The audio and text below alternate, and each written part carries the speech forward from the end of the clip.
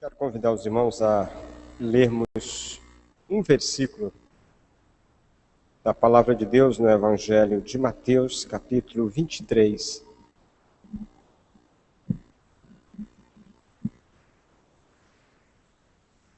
E eu quero ler apenas o versículo 8 deste capítulo 23 de Mateus.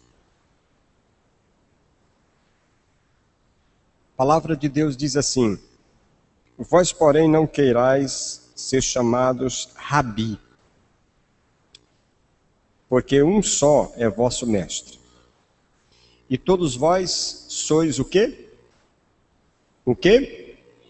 Irmãos. Vamos dizer juntos? E todos vós sois irmãos.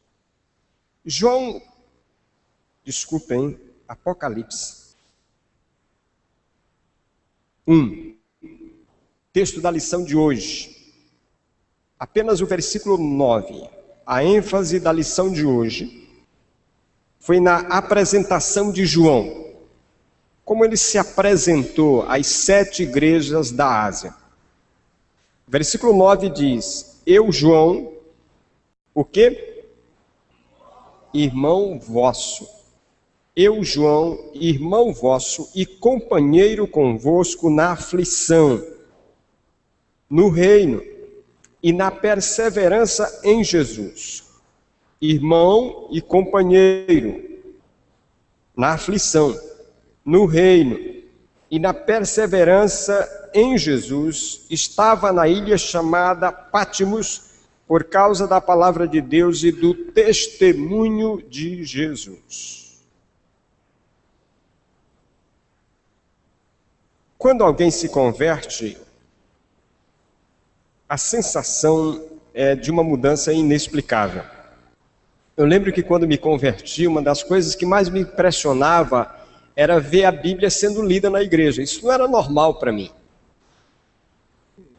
Quando eu frequentava a igreja católica, a gente não via ninguém lendo a Bíblia. Então uma coisa que me deixava maravilhado era ver a Bíblia sendo lida. Todo mundo com a Bíblia na mão, lendo a Bíblia. E quando se lia a Bíblia, parecia que estava falando da gente, né? Você está lendo a Bíblia, está falando daquela igreja. Parece que é algo que fala daquela igreja. Mas ao mesmo tempo, a gente tem a ideia de que tudo na nossa vida está resolvido. Estamos cheios de fé, cheios de sentimentos positivos, de grande desejo de felicidade. Deus nos dá uma paz inexplicável. E paira no ar uma certa segurança. A ideia de que fazemos parte do povo de Deus nos dá uma segurança muito maior. E aí muitos de nós chegam na igreja com esta ideia, essa crença tão pura, que passamos a pensar que aquele grupo ali é perfeito. Aquele grupo ali é o grupo que eu sonhei ter e participar. Mas com o passar do tempo, a gente vai começando a perceber que aquele grupo que a gente achou que era perfeito não é tão perfeito.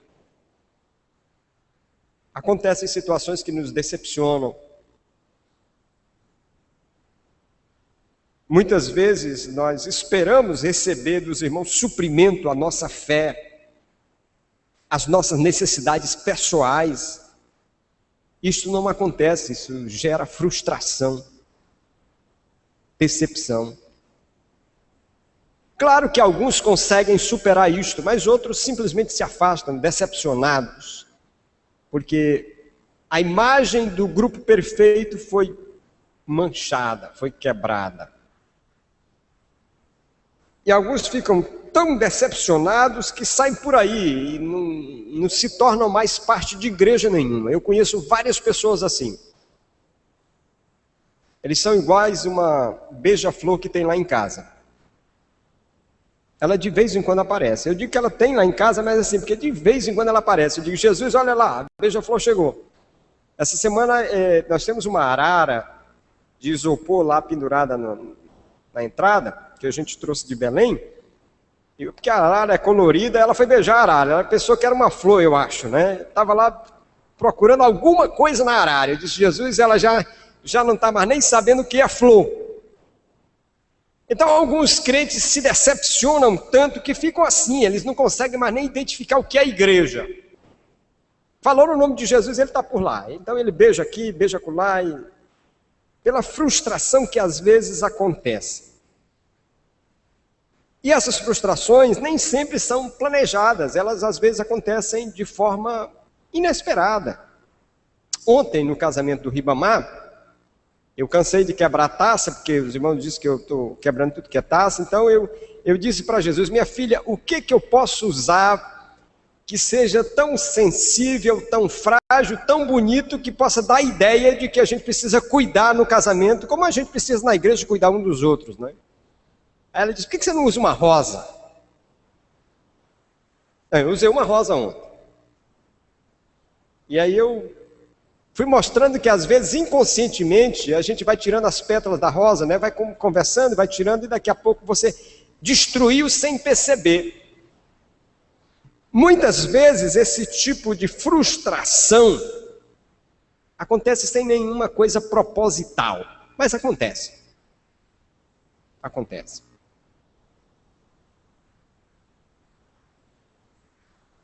E alguns crentes, por causa desse tipo de frustração, eles ficam em busca da igreja perfeita. Eles não se filiam a lugar nenhum e ficam procurando onde tem uma igreja perfeita. Uma vez eu ouvi uma pregação aqui nessa igreja. Eu era um novo convertido. E tinha um pregador, não lembro o nome dele, mas era muito famoso aqui no Brasil. E ele veio pregar aqui nessa igreja e eu vim aqui para ouvi-lo. E ele contou uma historinha interessante, eu nunca esqueci essa história. Ele dizia que onde ele ia pregar, sempre tinha um rapaz que ele percebia que em qualquer lugar que ele ia, mudava de estado, aquele rapaz sempre estava lá. E depois de vê-lo várias vezes ouvindo pregar, ele ficou curioso. E decidiu um dia, se não me engano, em Recife, numa pregação que ele estava fazendo lá numa dada igreja, aquele rapaz estava lá, ele decidiu após o culto chamar o rapaz e perguntar, me diz uma coisa, por que você está onde eu estou? Por que você está me seguindo? Onde eu vou pregar, você está lá.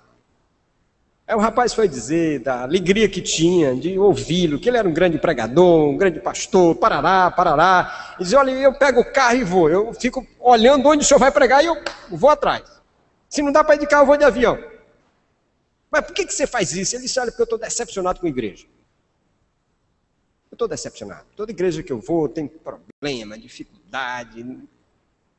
Cansei. Aí o pastor perguntou para ele, então você está procurando uma igreja perfeita. Ele disse, no dia que eu achar essa, eu vou ser membro. Aí o pastor disse que olhou para ele e disse, meu irmão, deixa eu te fazer um pedido. No dia que você achar uma igreja que você acha que é perfeita, não se torne membro dela. E ele disse, por quê? Porque na hora que você se tornar, ela vai deixar de ser perfeita. Na hora que você se tornar, ela não será mais perfeita. Há crentes que por causa desse tipo de decepção assumem a espiritualidade do mosteiro, se isolam. Eu conheço um pastor que está nessa fase. Se isolou de tudo, ele diz que não precisa de igreja. Ele lê a Bíblia e ele pode viver sozinho com a Bíblia. Afinal de contas, o que somos para Deus? O Senhor Jesus disse para os discípulos, vós sois irmãos. E João se apresenta à igreja como irmão. Ele não se apresenta como discípulo amado. Ele podia ter se apresentado como pastor de muitos anos da igreja de Éfeso. Ele podia ter se apresentado como o apóstolo mais chegado ao Senhor. Mas ele disse, não, eu sou irmão. Irmão. É importante, irmãos, pensarmos nesta ideia de que nós somos uma família e somos irmãos uns dos outros. Se pensarmos assim, nós vamos entender que uma família tem ligações muito mais fortes do que os problemas que enfrenta. Na minha família imediata, nós só somos 4 irmãos. Mas na minha família de pai e de mãe, aí a gente perde de vista, né? 12 de um lado, 12 do outro, né? Time de futebol perde feio. E eu fui criado entre muitos tios, homens, com muitos problemas, muitas dificuldades. Mas a unidade de ser irmão, de ser família, falava mais alto do que os problemas, do que as dificuldades. Como família de Deus, nós temos um pai que deseja o nosso bem.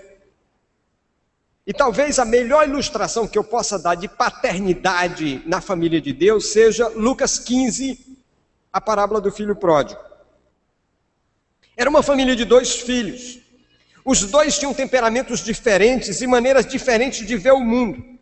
O mais moço era atirado, extrovertido, sonhador, dado a aventuras. O mais velho era introvertido, caseiro, dado ao trabalho, conservador. E a história você conhece muito bem. Qual foi a atitude do pai com os 2 filhos? Festa para o mais novo quando fez tudo que foi de bobagem e voltou para casa. Mas busca do mais velho quando se mostrou aborrecido com o irmão que ele deixou de chamar de irmão. O pai estava sempre desejoso que a família estivesse unida, junto.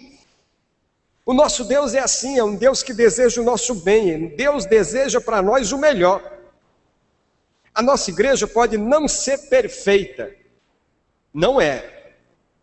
Às vezes quando eu escuto algumas pessoas dizer, pastor, a primeira igreja é isso, eu digo assim, menos. Porque a pessoa está olhando a imagem. Ele não convive conosco, ele não come feijão com arroz conosco aqui todo domingo. Que se ele vier comer feijão com arroz com a gente todo domingo, ele vai descobrir que não é aquilo que ele imagina. Então nós temos muitos problemas. Mas o Deus que temos, o Pai que temos é perfeito. Ele diz assim, eu vim para que tenham vida e a tenham em abundância.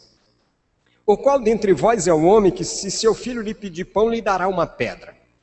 Ou se lhe pedir peixe, lhe dará uma serpente? Se, pois, vós que sois maus, sabeis dar boas dádivas a vossos filhos, quanto mais o vosso Pai Celestial.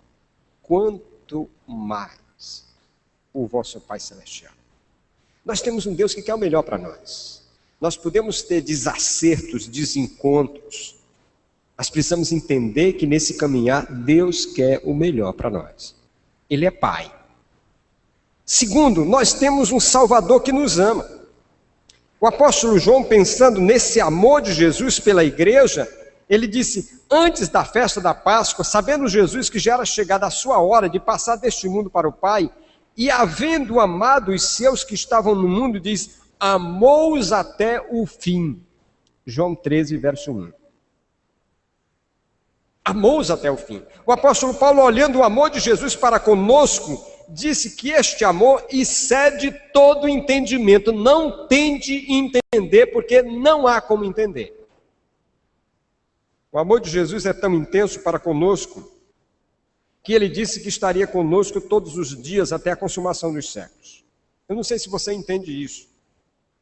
Não importa o tempo, o amor de Jesus não vai esfriar. Não importa a distância, o amor de Jesus vai permanecer. Não importa os nossos erros, o amor de Jesus não vai mudar. Não vai. Por conta desse amor, Paulo escreveu, o amor de Cristo nos constrange. Porque julgamos assim, se um morreu por todos, logo todos morreram. Segundo os Coríntios 5,14. Nessa família que temos um pai que quer o melhor para nós, nós temos um irmão salvador nosso, que nos ama a ponto de dar a vida por nós, e o amor dele nos constrange a darmos a vida uns pelos outros, a cuidarmos uns dos outros. Eu fico pensando, irmão, se em dadas situações nós não agiríamos como Pedro. Lembra Pedro quando Jesus é preso, a situação é aflitiva, e então Pedro está lá de longe, olhando assim, vendo o que vai acontecer com o Senhor. meio eu quero participar, mas eu estou com medo, meio eu quero me apresentar e defendê-lo, mas o que eu posso fazer? E quando alguém então chega e o indaga, tu não és um deles, Pedro diz não. Insistido, não. Insistido, não o conheço. Eu fico pensando se em alguns momentos a gente não faz isso com os irmãos em Cristo. Vendo irmãos nossos em situações aflitivas, a gente não resvala para dizer, é meu irmão, eu quero estar aí com ele. É meu irmão, eu quero dividir com ele. É meu irmão, eu quero ir à cruz com ele. É meu irmão. Se a gente não dá aquela de Pedro, eu não conheço. Não sei quem é. Sabe, é triste pensar que às vezes a gente fala com o irmão dentro da igreja e o cumprimenta. E às vezes até o abraça. Mas é triste pensar que às vezes cruzamos com eles pelas ruas e a gente faz de conta que não viu. É porque se eu der a entender que vi, eu tenho que parar, eu tenho que dar atenção, eu tenho que ouvir, eu tenho que falar. Então é melhor fingir que não vê, porque aí a gente vai embora. Nós temos um espírito que nos une. Olhando a igreja de Jerusalém, lá em Atos 2, achamos uma igreja perfeita. Vemos ali uma igreja unida na doutrina, nas orações, no partir do pão, na divisão dos bens uns para com os outros, a ponto de que quem tinha mais vendia a propriedade e trazia para a igreja como oferta, para que aqueles que não tinham ou tinham menos não sofressem necessidade de materiais. E quando olhamos aquele texto, a gente diz, puxa vida, que igreja maravilhosa! Quem dera que a nossa igreja fosse assim. Mas nós esquecemos de atentar para um fato importante. Tudo isso só foi possível porque houve um derramamento do Espírito Santo sobre aqueles crentes. Não fosse a ação do Espírito de Deus, aquela igreja não seria a igreja que era. Ela só foi a igreja que foi porque o Espírito veio sobre os crentes, e o texto diz, e todos ficaram cheios do Espírito Santo. Era o Espírito que movia a igreja, não era planejamento deles, não era porque eles eram bonzinhos, não era porque os que tinham dinheiro como Barnabé eram homens liberais, que não tinham apego a dinheiro, que abriam mão do dinheiro para dar para a igreja, não, é porque o Espírito trabalhava nos seus corações a ponto deles entenderem que o amor aos irmãos e o amor a Deus era mais importante do que os bens materiais. Por isso que a Bíblia é tão taxativa em recomendar que tenhamos cuidado com a nossa relação com o Espírito. A Bíblia diz, por exemplo, nos manda, por exemplo, a estar cheios do Espírito. Efésios 5,18. A Bíblia nos manda a andar no Espírito. Gálatas 5,16. A Bíblia nos manda a sermos guiados pelo Espírito. Gálatas 5,18. A Bíblia nos manda a viver no Espírito, a não entristecer o Espírito. Efésios 4,30. Se nós compreendêssemos que, estando guiados pelo Espírito, sendo cheios do Espírito, a nossa vida mudaria, nós teríamos mais tempo para buscar o Espírito de Deus na nossa vida.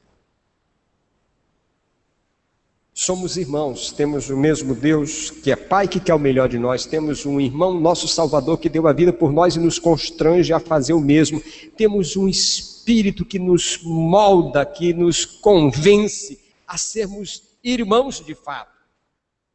Mas temos um sentimento que está no nosso coração. Jesus disse que o mundo saberia que somos seus discípulos se tivéssemos o quê? Amor uns pelos outros. Jesus não disse que o mundo saberia que nós somos discípulos porque temos um prédio bonito. Jesus não disse que o mundo saberia que somos seus discípulos porque a gente prega um evangelho. Jesus não disse que o mundo saberia que nós somos seus discípulos porque a gente carrega uma camisa dizendo sou de Jesus. Jesus não disse que o mundo saberia que nós somos seus discípulos porque a gente é dizimista fiel. Jesus não disse nada disso. Ele disse, o mundo saberá se tiverdes amor uns para com os outros. João 13:35. O apóstolo Paulo diz que o amor de Cristo nos identifica como discípulos. É esse amor que nos leva a perdoar os outros, é esse amor que nos leva a ajudar os outros, é esse amor que nos leva a dividir as coisas com os outros, a levar as cargas uns dos outros. Romanos 5,5 diz: porquanto o amor de Deus está derramado em nossos corações pelo Espírito Santo que nos foi dado. Sabe, esse amor não é uma coisa que eu pego na esquina, é o Espírito de Deus que põe no nosso coração, é derramado em nosso coração pelo Espírito de Deus. E este amor que Deus tem derramado em nossos corações nos faz nos sentirmos responsáveis uns pelos outros. Igreja, irmãos, diz que eu tenho responsabilidade com o irmão, não é porque eu sou pastor, não. É porque eu sou crente, salvo em Jesus Cristo. Não, eu tenho responsabilidade com o irmão. Mas a igreja está dizendo também que o irmão tem responsabilidade com outro irmão. Não importa se esse irmão é mais gordo ou mais magro do que você, não importa se ele é mais branco ou mais preto do que você, ou mais negro do que você, não importa se ele é mais pobre ou mais rico do que você, não importa se ele é semi-analfabeto ou alfabeto de pai e mãe, não interessa, o Espírito de Deus faz com que nós tenhamos um sentimento de responsabilidade uns pelos outros. Ontem eu disse no casamento, quando você casa, você convidou alguém para dar palpite na sua vida. Você casa, você disse que a outra pessoa tem direito de dar palpite. Se você não quer que ninguém dê palpite na sua vida, não casa. Também não mora com ninguém, mora sozinho, né? Se isola lá em qualquer lugar. Porque se você morar com uma família, com quem quer que seja, a pessoa vai dizer, olha, aqui tem regra. Então você tem responsabilidade. Então deixa eu dizer para você, da mesma coisa na igreja. Se você é membro dessa igreja, você tem responsabilidade com os outros que são membros dessa igreja. Deus nos dá responsabilidade uns pelos outros. Temos o compromisso de zelar, de cuidar uns dos outros. Nós não somos um grupo, nós somos uma família. E todos somos irmãos. Vejam o exemplo de Paulo em suas cartas. Em suas cartas, Paulo tem um cuidado de citar nomes de pessoas. E ele cita as situações que envolvem essas pessoas, não é uma citação aleatória. O ministério de Paulo é dominado pela preocupação, o cuidado de gente, de pessoas. Em Atos 20, verso 4, há uma lista de 7 homens que viajavam com Paulo, aos quais o apóstolo transmitia os mistérios da vida cristã. Paulo precisava de companhia, então esses homens eram seus companheiros. Escrevendo à igreja de Roma, ele manifesta o desejo de ver os crentes daquela igreja, a fim de que pudessem ser fortalecidos na fé. Se você abrir a sua Bíblia, em Romanos 16, Paulo menciona nominalmente, cerca de 30 pessoas. 30, com as quais ele estava preocupado, com as quais ele tinha interesse.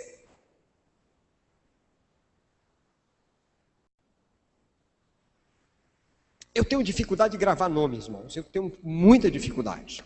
Às vezes eu olho daqui, quero pedir o irmão para vir aqui a orar, e eu termino chamando o outro, porque eu olho para o irmão e digo, Deus me dá um nome, e o nome não vem, eu tenho dificuldade. Mas eu tenho que me esforçar para gravar o nome dos irmãos, eu tenho que me esforçar para saber o nome dos irmãos, e saber a situação que os irmãos estão. Isso Paulo tinha preocupação. Aos Tessalonicenses, 1 Tessalonicenses 3,10, ele escreveu, rogando incessantemente de noite e de dia, para que possamos ver o vosso rosto, e suprir a vossa falta de fé. Ver o vosso rosto.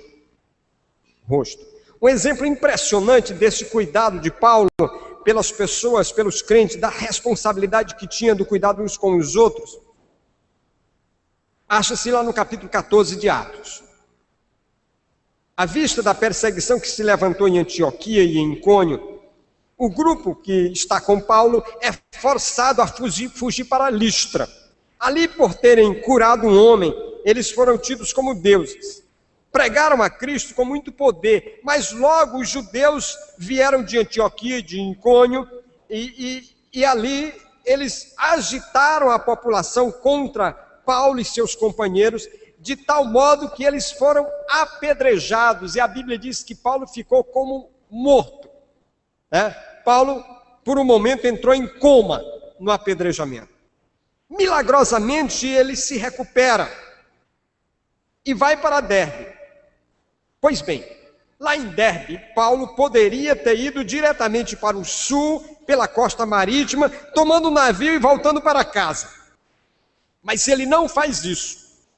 Antes de voltar, ao invés de voltar para casa para o sul, a Bíblia diz que ele volta pelo norte, passando nas mesmas cidades onde foi perseguido, na mesma cidade onde foi apedrejado e dado como morto. Na mesma cidade. Por quê? E aí é o segredo. Por quê? Atos 14, 22 diz: para confirmar as almas dos discípulos, exortando-os a perseverarem na fé. Paulo foi apedrejado, irmãos. Na verdade, Paulo depois vai dizer que foi até o terceiro céu, teve visões que ele nem podia compartilhar com ninguém na hora desse apedrejamento. Milagrosamente ele é salvo, mas depois ele volta no mesmo lugar, nas mesmas cidades, correndo risco de vida. Sabe por quê? Porque ele queria exortar aqueles novos crentes a continuarem firmes, a não se afastarem, a enfrentarem a perseguição com a cabeça erguida. Paulo se põe em risco pelos irmãos. Aos Filipenses, ele escreveu: porque para mim o viver é Cristo e o morrer é lucro. Mas se o viver na carne resultar para mim um fruto do meu trabalho, não sei então o que hei de escolher. Mas de ambos os lados estou apertado, tendo o desejo de partir, estar com Cristo, porque isto é ainda muito melhor. Todavia, por causa de vós, julgo mais necessário permanecer na carne. E tendo esta confiança, sei que ficarei e permanecerei com todos vós para o vosso progresso e gozo na fé. Paulo diz: bem que eu queria ir para o céu, bem que eu queria estar com Cristo, mas por amor de vós, por amor de vocês, eu fico para cuidar de vocês. Se nós olhamos a igreja do Novo Testamento, irmãos, nós vamos ver uma igreja que cresce, uma igreja onde milagres aconteciam, vidas se convertiam, e a base de tudo isso é porque eles cuidavam uns dos outros. A igreja em Jerusalém tinha 120 pessoas. Dessas 120 pessoas, num dia, quase 3.000 se convertem. Quase 3.000. Agora vocês imaginem 120 ter que cuidar de quase 3.000. Mas a Bíblia diz que eles fizeram isso. Eles se expunham e davam o melhor de si para cuidar uns dos outros. Jesus disse a nós: vós sois irmãos. João escreve às igrejas dizendo: eu, João, irmão vosso. Irmãos, eu não sou perfeito, nunca serei. Mas como pastor dessa igreja, eu sou seu irmão em Cristo Jesus. Como pastor, eu quero o melhor para o irmão. Eu quero o melhor para essa igreja. E no momento que eu fizer algo que o irmão se sentir ferido, machucado, não me evite não. Porque eu sou seu irmão e eu vou abraçar o irmão e eu vou atrás do irmão. Não me exclua do Facebook não, porque eu vou buscar o irmão lá. Porque o amor de Cristo me constrange a fazer isso. O que Cristo fez por mim é muito maior do que qualquer coisa que eu faça ou sofra. Mas a mesma coisa o irmão. O irmão tem responsabilidade com o outro. O irmão tem que ter cuidado com o outro. Se alguma coisa feriu e arranhou a sua relação, lembra que você é irmão. O Deus nosso é o nosso Pai. O Salvador é nosso irmão e o Espírito está no nosso coração. Então, irmão, não fique esperando o outro sair na porta para você passar depois, não. É melhor você passar e chamar lá no hall ali, ou ir lá naquela sala do lado e dizer: vamos orar aqui. E resolver isso, porque somos irmãos. Você pode evitar o outro aqui na porta, mas lá no céu você vai entrar junto. Ou você vai ficar esperando que o outro entre primeiro. Você não vai fazer isso. Em nome de Jesus, nós somos irmãos. Vamos orar. Obrigado, Pai, por essa manhã, por esse momento que temos aqui, pelo ensino da Tua palavra. Que a Tua graça nos cubra e Teu Espírito nos faça ser um em Cristo Jesus, sabendo que o Senhor quer o melhor para nós, que o Senhor quer que tenhamos vida plena, completa e significativa. Em nome de Jesus. Amém.